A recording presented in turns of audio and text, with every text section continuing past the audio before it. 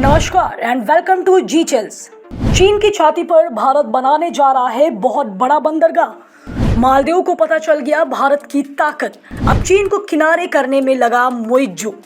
चीन के सामने भारत के खिलाफ मुंह खोलने से क्यों इनकार कर दिया मालदीव का उपराष्ट्रपति? क्या भारत का साथ देकर मालदीव ने शुरू किया चीन को झटका देना? चीन से मात्र 100 किलोमीटर की दूरी पर भारत बनाने जा रहा है बंदरगाह और टूरिस्ट डेस्टिनेशन। भारत को कैसे करोड़ों कमा कर देगा अंडमान आइलैंड?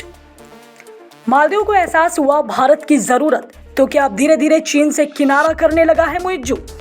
मालदीव के नए नवेले राष्ट्रपति मोहम्मद मुइज्जू को चीन समर्थक नेता माना जाता है, लेकिन मुइज्जू की सरकार शपथ ग्रहण के बाद से चीन को लेकर काफी सतर्क नजर आ रही है। मुइज्जू ने खुद कई मौकों पर कहा है कि वह किसी भी खेमे में शामिल होने की जगह मालदीव के विकास को प्राथमिकता देंगे।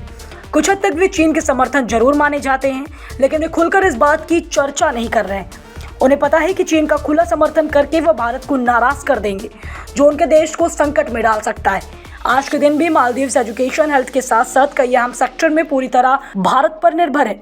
आप सभी जानते हैं कि चीन बार बार हिंद महासागर में ऐसे फोरम बनता है जिसमें वह भारत को घेर सके। पहले जब मालदीव में भारत समर्थित सरकार थी तो चीन के ऐसे फोरम में शामिल होने से बचती थी, लेकिन हाल ही में मुइज्जू ने अपने प्रतिनिधि को चीन के फोरम में भेजा था। लेकिन सबको हैरानी तब हुई जब मालदीव के प्रतिनिधि ने भारत का पक्ष लेते हुए चीन को ही ज्ञान देने लगे। इस वक्त चीन में एक इंडियन ओशन रीजन फोरम आयोजित किया गया है। चीन के इंडियन ओशन रीजन फोरम में शामिल हुए मालदीव के उपराष्ट्रपति हुसैन मोहम्मद लतीफ ने अपने सीनियर नेता मुइज्जू की बात को फिर से दोहराया। उन्होंने चीन के कई बड़े नेता और अधिकारियों के सामने कहा कि हिंद महासागर में आपसी सहयोग बढ़ाने के लिए इस क्षेत्र के सभी देशों को शामिल करना चाहिए और गुटबाजी से बचना चाहिए। इसका मतलब साफ है कि उन्होंने भारत को एक महत्वपूर्ण देश बता दिया है जिसे पंगा लेकर भी ज्यादा समय तक सरकार में नहीं रह सकते। उन्होंने साफ कर दिया कि वह भारत के खिलाफ कोई भी कदम नहीं उठाएंगे। यहाँ से इस बात का पता चलता है कि मालदीव अब धीरे धीरे चीन से किनारा कर रहा है और उसे भारत की अहमियत समझ में आने लगी। बता दें कि चीन ने इस फोरम को हिंद महासागर में भारत का मुकाबला करने के लिए बनाया था। पिछले साल इब्राहिम मोहम्मद सोली के कार्यकाल में मालदीव ने इस फोरम में हिस्सा लेने से इनकार कर दिया था। चीन के फोरम में भाषण देते हुए लतीफ ने आगे कहा कि हिंद महासागर में सहयोग बिना किसी भेदभाव के समावेशी होना चाहिए और इसमें क्षेत्र के सभी देशों को शामिल किया जाना चाहिए।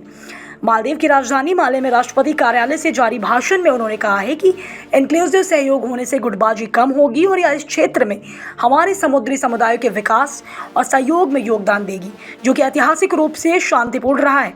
आप सभी जानते हैं कि भारत को परेशान करने के लिए चीन ने मालदीव में बड़े पैमाने पर निवेश किया है। निवेश का यह सिलसिला पूर्व राष्ट्रपति अब्दुल्ला यामीन के कार्यकाल में शुरू हुआ था। ऐसे में मालदीव के ऊपर चीन का बहुत बड़ा कर्ज है। चीन भारत को घेरने की रणनीति के तहत हिंद महासागर के देशों में अपने प्रभाव को मजबूत करने की कोशिश कर रहा है। उसने जिबूती में एक सैन्य अड्डा स्थापित किया है और श्रीलंका को कर्ज देकर उसके हम्बनटोटा बंदरगाह को 99 साल के लिए लीज पर ले लिया। अब आइए जान लेते हैं कि चीन को सबक सिखाने के लिए भारत ने कौन सी बड़ी तैयारी कर ली है। अब तक भारत के लोग इंडोनेशिया के बाली और मालदीव में छुट्टियां मनाने जाया करते थे, जबकि अंडमान में हमारे पास सबसे बड़ा टूरिस्ट डेस्टिनेशन सबकी नज़रों से दूर था। अब सरकार ने उसे विकसित करने का फैसला ले लिया है। जी हाँ दोस्तों, हम बात कर रहे हैं इंदिरा पॉइंट की, जो कि भारत का सबसे दक्षिणी पॉइंट माना जाता है, यानी कि the southern most tip of India. आपको बता दें कि अंडमान और निकोबार द्वीप समूह भारत के स्ट्रैटेजिक लोकेशन के हिसाब से बेहद महत्वपूर्ण है, जिसके आसपास चीन अपने जाल बिछाते जा रहा है। हाल ही में भारत सरकार के port and shipping minister Sarbananda Sonowal ने अंडमान के अटलांटा बे विजिट किया था। इस दौरान उन्होंने अंडमान आइलैंड के अटलांटा बे में bulk cargo transshipment hub develop करने की पेशकश की थी।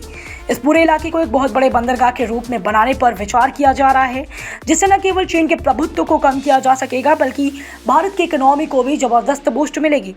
उन्होंने ये भी कहा कि इंदिरा पॉइंट को मेजर टूरिस्ट डेस्टिनेशन के तौर पर डेवलप किया जा सकता है। यह पूरा इलाका भारत के कोलकाता बंदरगाह से काफ़ी नज़दीक है। इसके साथ ही जो अंडमान पर इतने बड़े बंदरगाह बनकर तैयार हो जाएंगे तो यहाँ से ग्लोबल ट्रेड भी बेहद आसानी से किया जा सकेगा। इस बंदरगाह के निर्माण के बाद आसपास के देश जैसे कि म्यांमार, बांग्लादेश के साथ साथ आसियान कंट्रीज़ को भी काफ़ी फायदा मिलेगा, जिससे इन सभी देशों के साथ भारत के रिश्ते भी मजबूत होंगे। यह पूरा इलाका चीन और भारत के बीच दीवार बनकर खड़ा होगा। तो आइए जानते हैं कैसे। दरअसल म्यांमार का कोको आइलैंड इस वक्त चीन किराए पर ले रखा है। ये वही आइलैंड है जो कभी भारत के पास हुआ करता था और भारत ने म्यांमार को इसे सौंप दिया था। बताया जाता है कि अटलांटा बे से कोको आइलैंड की दूरी 100 किलोमीटर से भी कम है। कोको आइलैंड वही इलाका है जहाँ से चीन भारत की तगड़ी जासूसी किया करता है कोको आइलैंड पर चीन के एक से बढ़कर एक जासूसी और सर्विलांस के यंत्र मौजूद हैं, जिसके माध्यम से वह भारत के सैटेलाइट और मिसाइल परीक्षण को बेहद बारीकी से निगरानी करता है। जब भारत पूरी ताकत के साथ अंडमान के अटलांटा बे पर मौजूद होगा तो चीन के जासूसी कार्यक्रम पर भी अंकुश लगाया जा सकता है। बताया जा रहा है कि इस बंदरगाह के माध्यम से भारत मालदीव को भी घेरने की कोशिश करेगा, जो लगातार चीन के चंगुल में फंसता जा रहा है। भविष्य में मालदीव को भी इस बंदरगाह की ज़रूरत पड़ेगी। ऐसे में वो भारत के साथ रिश्ते बिगाड़ना नहीं चाहेगा।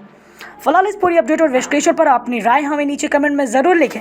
जल्द मिलते हैं एक और नई अपडेट के साथ। चैनल को सब्सक्राइब कर लीजिए ताकि आप सभी तक नेक्स्ट वीडियो आसानी से पहुंच सके। वीडियो अंत तक देखने के लिए आप सभी का धन्यवाद।